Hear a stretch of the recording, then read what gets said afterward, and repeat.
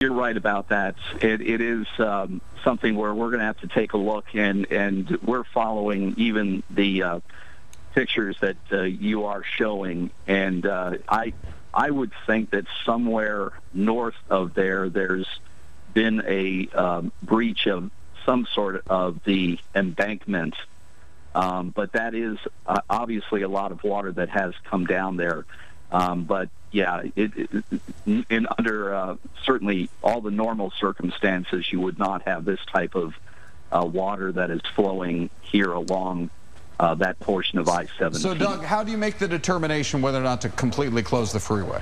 Well, it'll obviously there are going to be some first responders who are going to need to get out there. So what we will have is our alert teams are on standby throughout the valley. So I don't think it's going to be long before you have both the Department of Public Safety officers in the area and also ADOT alert crews on scene so that they can start to close down the freeway at a certain point south of where this water is now approaching, so that we don't have too many vehicles caught in this. So we're wondering, obviously the recommendation now is for anyone to not be traveling into that area. If you have plans up along I-17, we're going to have to see what winds up happening over the course of, say, the next half hour or so. We're wondering where will this water go? Will it ultimately end up in that CAP canal,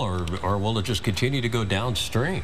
Well, there's the canal right there, Rick. We're going to see it happen, I think. Yeah. Right, and you can see right there is a culvert that is starting to receive that. But again, I don't believe that's designed to handle this amount of water all at once. So that water is going to continue to spread to the south.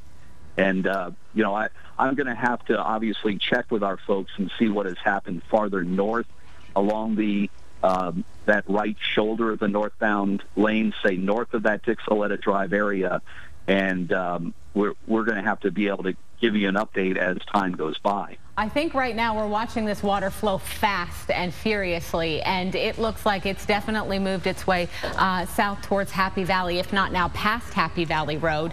Up there in North Phoenix, a little bit of that water started to make its way into that canal that runs clear across much of the North Valley there. I know it runs right behind my house, so I'm very familiar with that, but man, it's not cooperating or helping this matter at all right now. And you can tell what an unusual event this is, because we don't see this type of thing happening, and that's why we're just going to have to check and see what has happened a little farther north of that area along that right side of the northbound lanes, because I have a feeling that there is some sort of a berm along that area, and this water's been able to get through that. All right, Doug. Well, but you can see that some of those drainage culverts are going to be accepting some of that water, but it's going to be something to watch over the course of the next half hour to an hour. And there goes the frontage road. Now it's completely covered.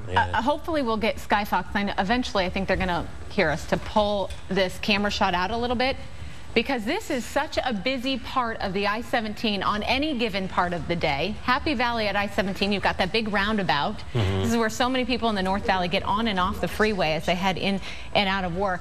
It's just hard to tell from, I don't think we're quite to Happy Valley yet. We're still quite a little bit north of there.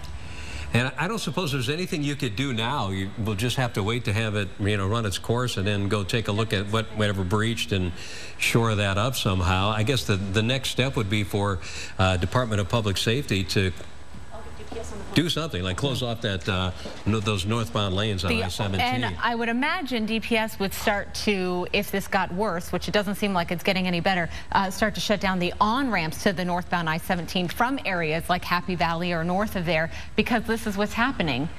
These folks now are stuck and trying to use that far left carpool lane, but even that is flooded out in this section. So the entire northbound lane of I-17 is underwater here. And there's in this the section. canal that's running north of Happy Valley, which probably runs about 5 mile.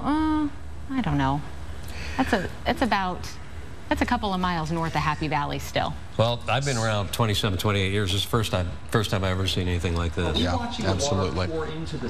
Yeah, yes. That is the water going into the CAP canal. With off to the right there, it's a newly created waterfall that shows the water. And as wide as that freeway is, it's fairly flat in that area.